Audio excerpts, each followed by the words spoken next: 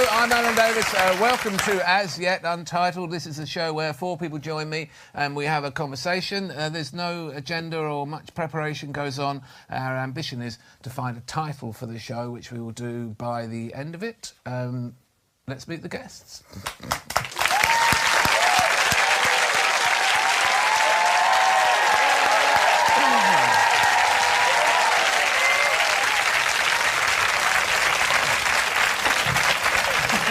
Welcome to all of you. I have Lucy Beaumont here. Lucy Beaumont was carried over a 20-foot fence by a Lithuanian car park attendant. Lucy Beaumont is here.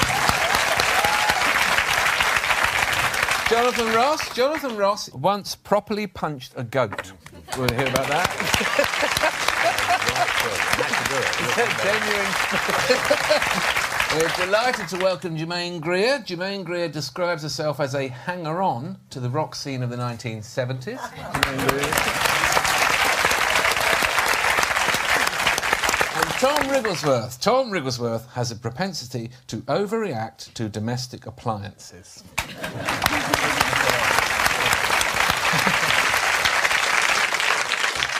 Germaine, when you were writing for magazines years ago, you went under the name of Dr. G, which is one of my favourite things about you.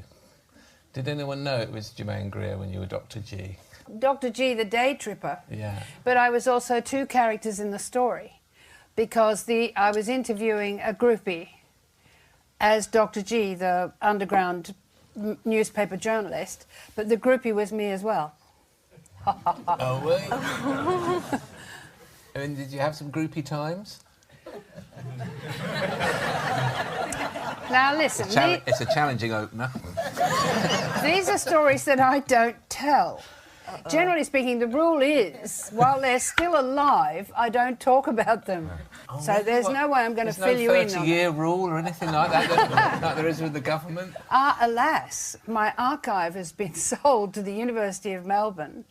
So if you really want to know, you have to travel 12,000 miles to Melbourne. Are they going to have a separate section for the kind of, like, you know, the learned works and the progressive works of feminism and the I was Dr. G and also a groupie? Because let's face it, that's what we're most interested in right now. Well, I didn't have a full run of the underground pornographic magazine that I was one of the editors of. There were only 6 numbers. It was horribly illegal at the time. That was partly to keep it out of commercial porn, so that I did a pin-up for them that couldn't possibly be used by a commercial pornographer, because it showed all the bits that you weren't allowed to show and nothing else. Wow, all the lady bits? Well, you've got some of them. I'd like to think I have a large collection. What I'm trying to say that makes me sound like a serial killer, doesn't it? What I'm trying to say is that we both have anuses. We do, and mine is spectacular, Germaine. But it was weird, because back then, because the kind of sanitised view of, you know, when the woman's body was being projected in that objective way, of course, we didn't get to see the reality at all. So you went all out, and it was a kind of full-on, but very kind of brutal is the wrong word, but honest shot. Well, it wasn't airbrushed or anything like that. You didn't even hold a piece of gauze in front? No. That's what they do with Gloria Hunniford when she's on TV these days. Not her anus, by the way. You've done porn? You've done a naked photo in a magazine? Yes, dear. And it was a very long time ago. But was it porn as such, or was it was more of an exploration of the way we were viewing those kind of images, wasn't it? Well, what I was hoping to do... Well, the thing is, we were producing a pornographic magazine like all the others. It was called Suck instead of Screw, which is the New York version, because screw is a sadistic idea. If you screw something, you've ruined it. If you suck it, well, it depends. If it's a mint... You might reduce it. Eventually it will disappear. So the idea was that all the editors of Suck magazine, which was produced in Amsterdam, would do their own naked shot, so that we would be just as exposed and just as vulnerable as all the silly young people. Are they mostly male editors? All, except for Purple Susan. Oh, Purple Susan. I think Purple Susan was a woman. I didn't actually. What a photo that was. She always had. Yeah. Did she do one? Did No, nobody did. No, except you. I did. Oh. And so then... Was this a practical joke? Of them on me? Yeah. Very possibly. So what they did with that picture was they put it on page 3 and they did it as a full page version of the photograph, and they cut my signature off a letter and put it on the photograph as if it was a pin-up. And that was issue 5 of Suck, I think. And how many issues did you say it ran for? 6. I once took a photo of myself in the mirror in the nude. Yeah, I've seen that. I put it on page 3 of my new magazine. Flick. Did you know what I did? I took it so that the flash was covering up my face in case anyone found it. Why did you take a picture of yourself in the nude? Because I was going to give it to someone that I was attracted to. So this was like the first dick pic? It's pathetic. You led the way. I mean, it was comical. What was... You know your idea in your head of a picture of yourself in the nude? Proud. Not Jermaine, of course, was very beautiful when she was young. I don't know, I was 28. I didn't show a beautiful part of me. No, you went for something that made a bit of a statement. It was hard to take. I like a nice anus. I don't know what's I like an anus. It's well lit. Yeah. And if you eat hot dogs, you've probably had quite a few in your mouth anyway. I mean, it's like... What's you mean? Well, no, you're a vegetarian, aren't you? Yeah, I don't But hot eat dogs, meat. they don't waste any meat. It's all that processed meat. So you get everything that's scraped You're getting off. gums, balls, arseholes, eyelids, every eyeball. Lips and arseholes, that's what they say. Yeah, but they That taste burgers. great, don't they? Can I show you something? Well, Yes, Because you we've can. got onto food. OK, I think we all had in the dressing room a little thing of some food and some snacks. And when you come on a show, they give you treats, don't they? So there were some sweets, and there was some crisps, and there was a small bowl of fruit. And I thought that's very nice. And we take it for granted. And we shouldn't take it for granted. So I thought, well, I'm going to eat all of this, so I show I don't take it for granted. So I had a bit of the grapes, and there were some raspberries and some blueberries, and then I came to the banana, and I've saved the banana, because I'd like you to have a look at the banana, Alan. So I don't know if you know what's being offered to us in your name. Because this show is a representation of you. Now I'm going to ask you whether you stand by this banana. Okay? This was the... Did you have this size banana? That's what was in... What is that banana? It's like a fun-sized banana. That's what it is. That's not even a mouthful. No, imagine that, though. That was the best banana you could get on the planet, and it was a sign of the way things were going. but hang on a minute. This is a lady's finger. Most of the bananas you eat are Cavendish, the great big starchy banana, which I think are dreary. Yes, who likes These are delicious, delicious. Are they sweeter? They're more banana-y. They actually taste like the banana of your dreams. No, The banana... No, I'm going to stop you there. The banana of my dreams is a foam banana you get from sweet shops. It's about that big. Well, it probably tastes more like a banana than a Cavendish does. I might have a mouthful of that now. Here you go. Would you like to share some of my... No. What? You've been around the block and you're turning down a bit of my banana? I don't know where it's been. Well, it hasn't been that purple Susan. Well, I'll save it for later. Now I know it's a delectable treat. I apologise. I thought you were just being tight. Can you tell me about punching a goat? Well, I was at a petting zoo with my kids years ago, OK? I think it wasn't London Zoo. I think it might have been in Nashville. It was some weird part of America where we were filming. And took the kids to a petting zoo. And my little boy, who was probably only 2 or 3 then, and he was adorable. Of course, everyone thinks their children are adorable, but I happen to think mine were. And I've seen yours, so I know mine really were. But everyone thinks their kids are the most gorgeous kids, you know. And, but obviously, I loved all my children, but my little boy was very sweet at that age. I think we only had the 2 children. We went to this petting zoo and they said, you know, you can go in there and you can see the goats. And I said, are they tame? They said, oh, yeah, the goats are great. They love children. So we went in the zoo and I was saying, look, Harvey, you can go up and touch the goats. He went, really? And he went to reach out this goat and this fucking goat ran, hit him full in the chest, sent him flying.